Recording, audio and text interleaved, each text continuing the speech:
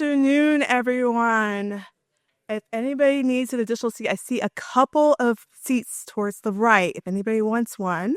My name is Stephanie Atiase. I lead brand marketing here at Placer, and I'm so excited to be here at Discover, where we are building the future with location analytics. And I'm especially excited for this session with the most important team at Placer, the product team. And so Afir Lamel, who is our Chief Product Officer and co-founder, is going to lead the session. Thank you, Afir.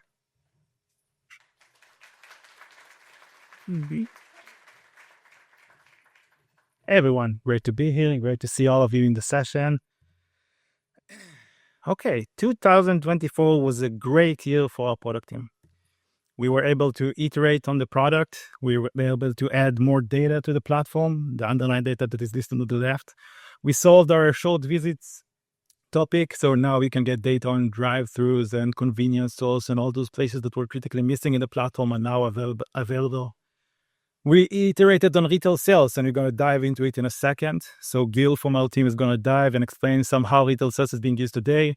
Retail sales reached a great milestone, having almost 1,000 chains within the platform. So for 1,000 chains, you can get sales data with a click of a button, which is never seen before. This is the data that we've produced from scratch. Migration got also a lift, so we now distinguish between seasonal and permanent residents. Also had a large adoption in the platform, so now you can identify if someone is moving just for the summertime or someone is moving for good for a new place.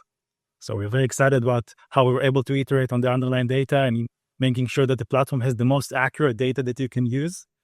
Many of the insights that we have today are not even something that is available in other platforms in any sort of way, right? So we are kind of competing with ourselves to try to push the accuracy as much as we can, and we're very excited about it. On analytics and the insight toolbox, the column in the middle is basically everything you see in the UI, so we're able to iterate on the change section, adding more widgets that you can see. Void analysis has been a product that we released about 3 years ago, so even that got an update in 2024, right? We added the local chains, make it more accurate to what you need. Site selection, same story, and we're going to deep dive today into chain visit forecast, which is our latest solution release, giving you visibility into what's happening in a chain 90 days ahead. Okay, so how this chain how many visits it will capture and how you compare it to other chains within your category. And the last bullet is about workflow and connectors. Okay, so it's one thing to have the best data. It's another thing to have the best UI that is very intuitive, that you can easily understand the data, that makes it easily accessible. But in some cases, customers just want to package it. Take the data that we have today, package it into a nice, beautiful map. And this is what Map Studio did. This is what we thought. Now it's being used for a lot more than that. Now it's being used for also geo analytics on a map. And Lucas is going to present that in a minute. We partner with Esri, leverage their tools about infographics and the ability to export data quickly from Placer to ArcGIS. This today being done with a click of a button. API and feeds, so whoever is consuming the data and needs them in your own system to marry it with your data or to build an internal dashboards, we support that as well, and we iterated on that. And of course, we had the mobile app iteration, and this is just the top feature. So we were able to iterate on a monthly basis, touching on the full spectrum of the platform, from the raw data all the way to the workflows and connectors that you get into your platform, while maintaining the data simple in a UI that is easy and fun to use. Great. And we're going to deep dive into it. Lucas, please take it on. After Lucas and Gil and Yoni present their sections, we're going to have an FAQs and you can ask questions. Okay, great.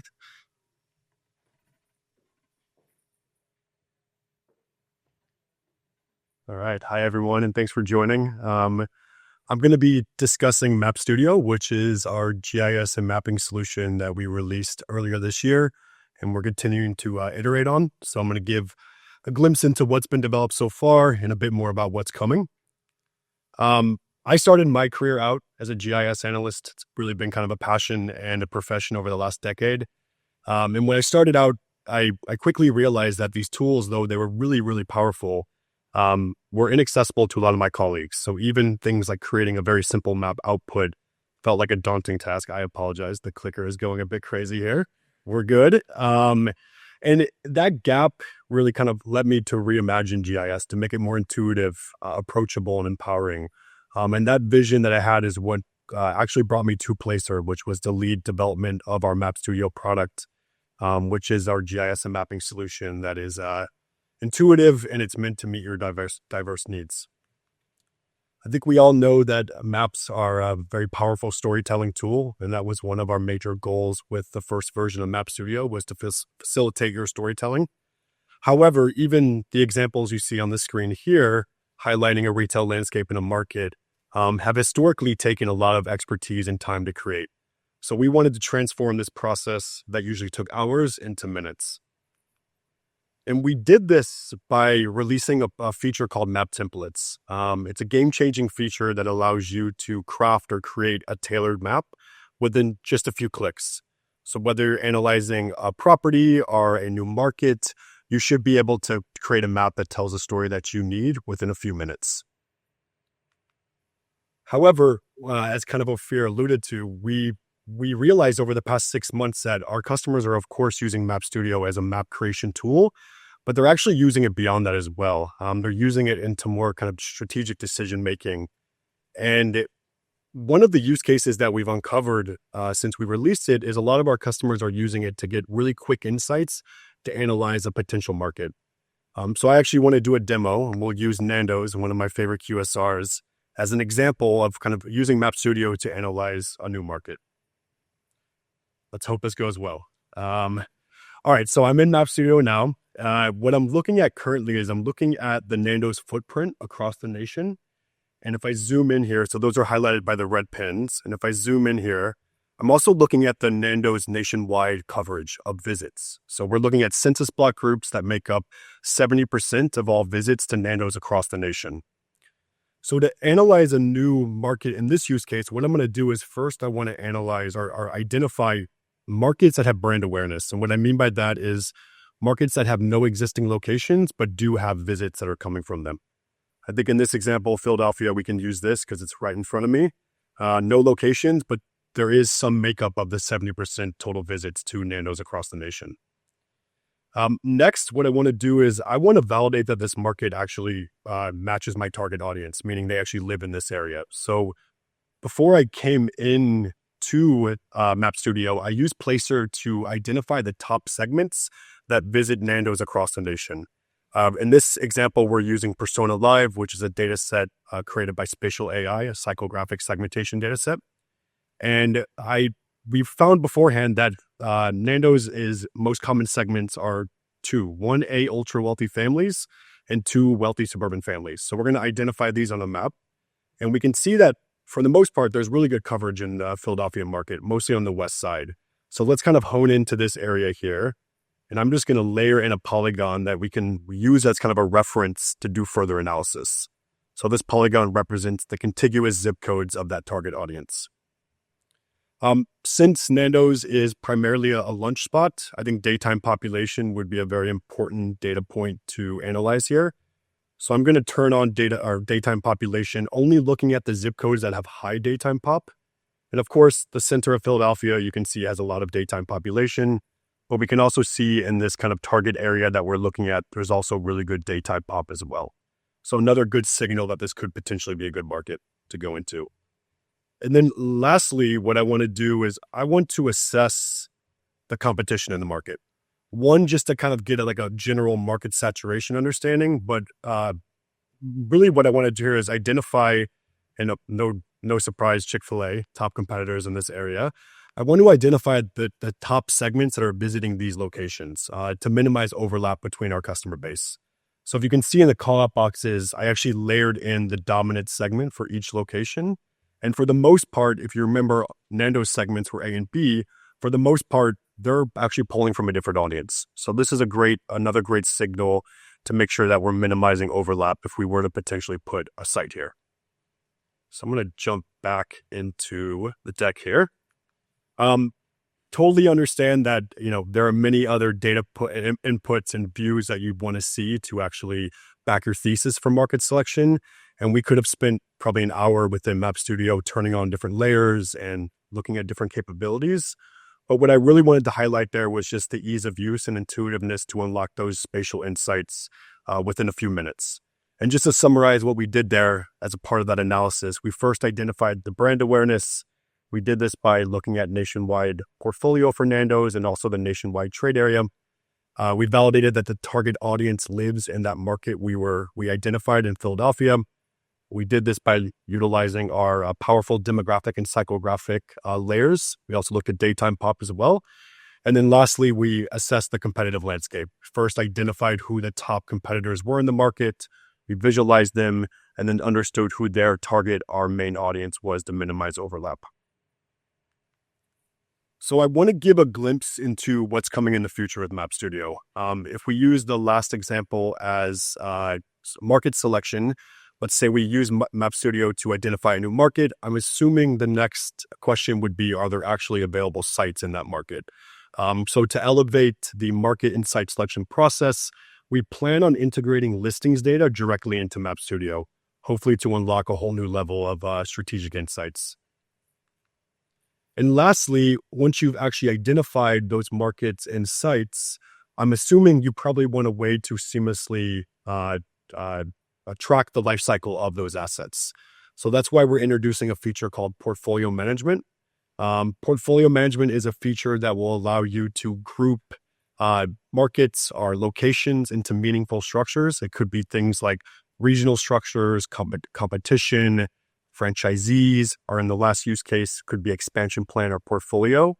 The ability to enrich those markets or locations with placer data and also first-party data as well.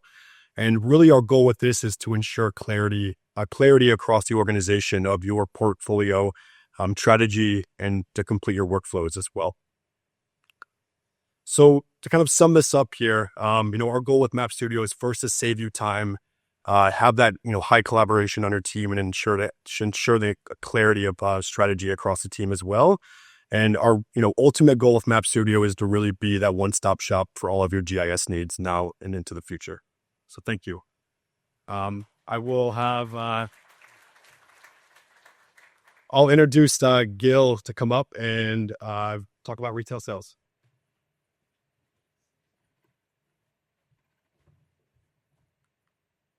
Thank you, Lucas. Hi, everyone. I'm Gil. Very happy to be here. I'm with Placer for 3 years now, almost. I'm responsible for everything about Placer's data. Throughout my career, my passion is data, deriving insights from data, processing data. On my personal, non-professional side, my passion is around sailing catamarans in the Mediterranean. But that's a story for a different session. In today's session, I would like to just take you through two very simple examples of how you can take advantage of Placer retail sales together with our visit estimates in order to answer your business questions. Let's start with what is retail sales. If you think about it, our customers use Placer in order to understand basically how many people come and visit places, where do they come from, learn about their characteristics like demographics, and with retail sales, to understand also how much they spend in each place. Retail sales provide store-level daily sales estimations. As Ophir mentioned in the beginning, today we provide estimates for almost 1,000 chains and brands across all these major retail categories. I see that some are taking pictures, so I'll hang for a second on that. And what's important to understand about Placer is our advantage around the accuracy of our estimates. Placer is uniquely positioned to provide accurate sales estimates due to our ability to merge our vast visits panel together with credit and debit panel. Those two panels, combined with census data and other publicly available information, allow us to build a state-of-the-art AI model that produces the daily estimates. As promised, let's go over two interesting use cases. For the sake of this session, all the names here are not real names. But let's meet Clark. Clark is a landlord.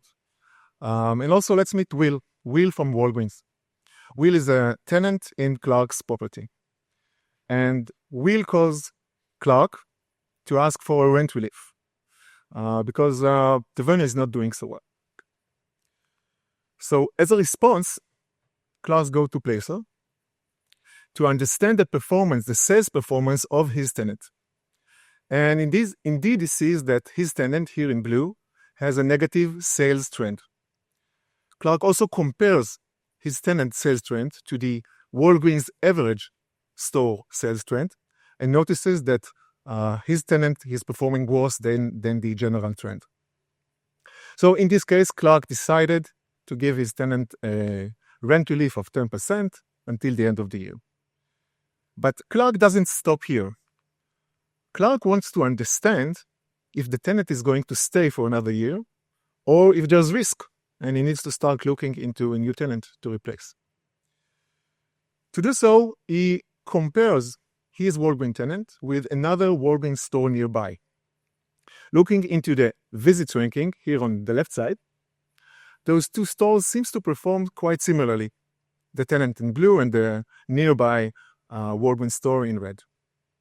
However, Clark takes advantage that he has retail sales and look into the ranking from sales perspective. And in this case, he notices that his tenant, again in blue, is performing better than the other Walgreens store, making the leasing continuity a lower risk for Clark, as his tenant productivity is better than other stores in the area. Another interesting example is the case of Rita. Rita is a member in the real estate team of one of the top sporting goods companies. And Rita wants to examine 2 new markets in New York State for her company to understand the competition density in order to decide which market has higher revenue potential. To do so, she goes into our market landscape, or by the way, to the map studio that Lucas just walked us through, to review the 2 markets. On the first market she reviews, the one on your left side, she sees low amount of competitors and high sales per competitor. For example, this Adidas store here on the left did 6 million last year and is ranked high in the Adidas chain. This market will be a better choice for Rita compared to the other market on your right that shows high competition density, as well as lower sales. The Adidas store on the right side did only 1.3 million last year. In addition to that, Rita knows that her stores tend to succeed where Sweetgreen coffee shop do too. So she decides to add Sweetgreen to the view to find out that the left market has a Sweetgreen shop in the center of it. This makes this market a perfect choice for Rita, as it shows both strong sales for the category, white spaces, not many competitors, and strong co-tenants. Before we conclude, I'd like to give you a preview of what's coming next in retail sales. We're soon going to introduce a sales-based trade area, allowing you to analyze total sales distribution by your shoppers' demographics and origins. We're going to introduce a new market sales view, providing insights into overall market sales and top-performing retailers within a market. And we're going to introduce customer loyalty metrics, allowing you to categorize your shoppers being new or retained or lost according to their share of sales. To wrap it up, we are very excited. We are very excited with the success of retail sales, as Ophir mentioned in the beginning. It's thrilling to see its growth consistently. As I mentioned, I love selling, so I invite you to join the retail sales journey. By the way, that's me down there. The sales are not real, but other than that, we'll appreciate any feedback about this product. I would like to thank you very much for your attention. And with that, I will introduce you to Yoni. Yoni.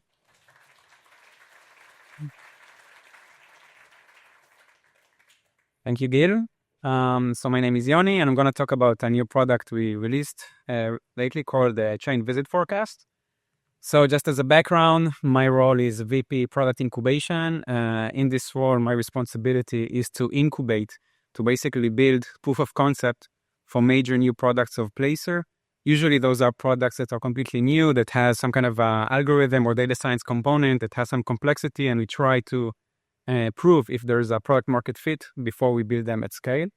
So for example, I incubated some of Placer key products like site selection, like void analysis, migration, all the extra reports, travel and tourism, and more. And I think it's a really fun role, and I think this role really fits like a glove to my hand because I like building new stuff from scratch. I have a background in physics, so I'm always interested in learning how things work and how to build new things. And I think about it when I was a kid, I used to break apart electronic devices like speakers and then build them back together and see if they still work. Usually they didn't work, but today most of the things I build tend to work.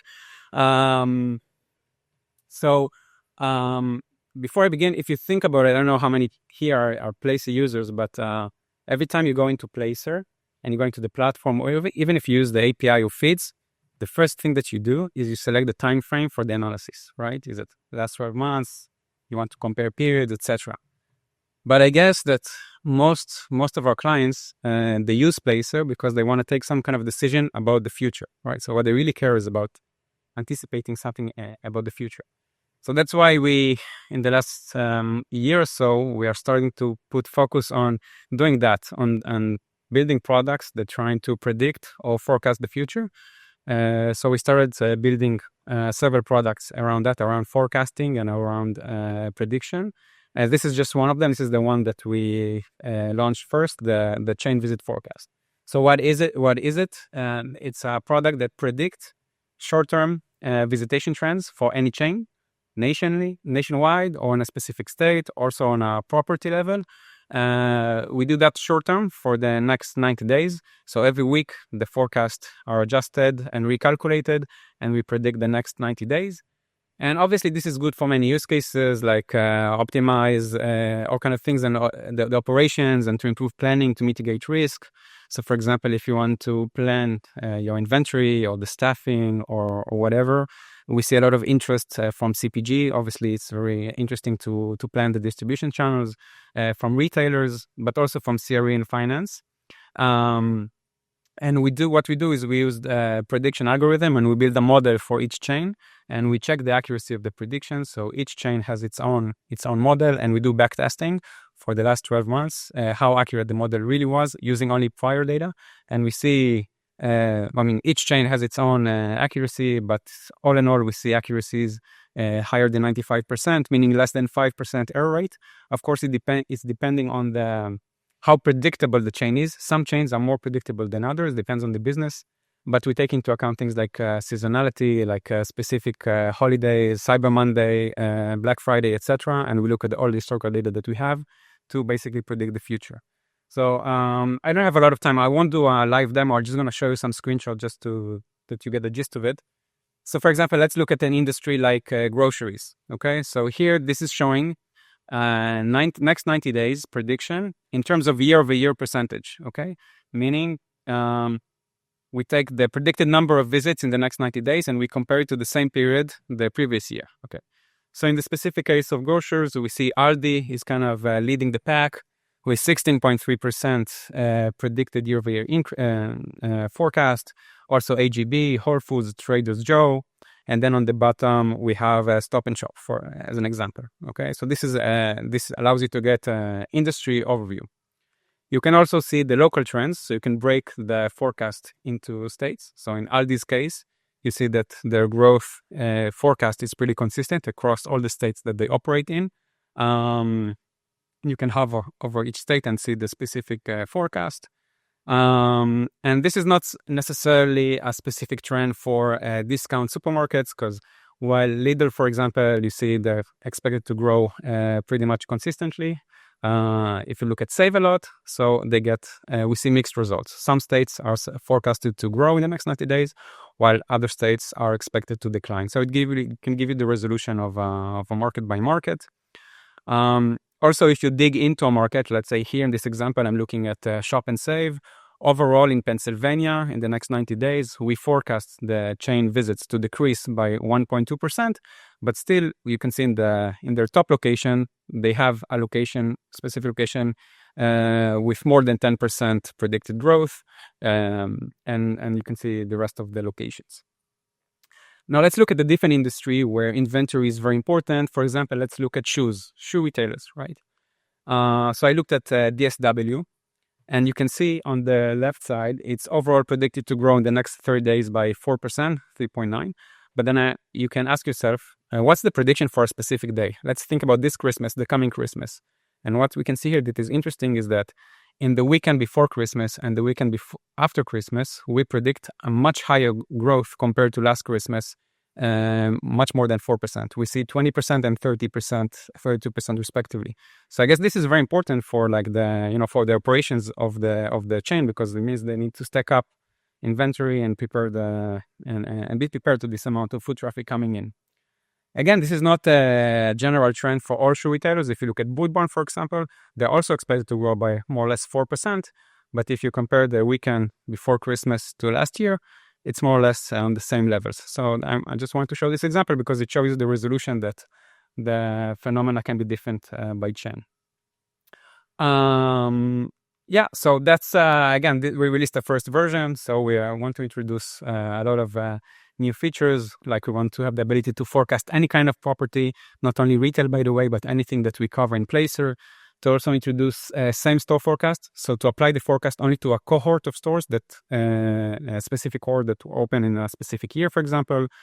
To forecast more metrics, not only visits, maybe also retail sales, dwell time, any kind of performance metric that we have in Placer, and also to try to enlarge the period of forecast more than 90 days, probably to 12 months.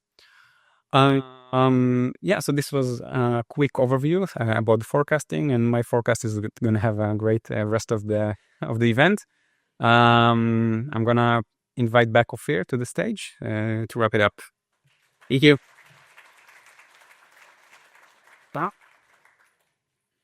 Okay. So we have time for 2 questions for the product team.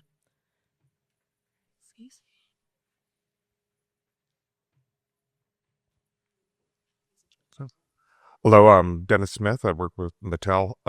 Just wondering, with the decreased time frame, so we can see people who pick up today, are you guys planning on doing anything about heat mapping large retailers like Costco's, Walmart's, Target's, so we can see where they are actually in the store?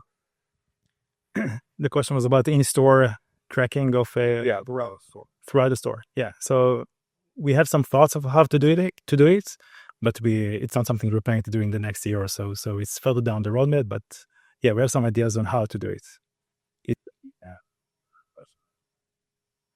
The heat map that we have today, it's for a shopping center. So you can see within the shopping center, within a region where where people visit, but not within the building itself. So not inside the building. Yeah. Any additional questions?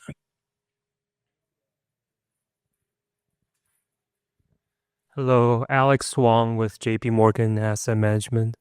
I have a question. Do you guys have like a monthly report? You know how monthly the census reports retail sales and tell you about the state of the consumer, and you have the employment report every Friday.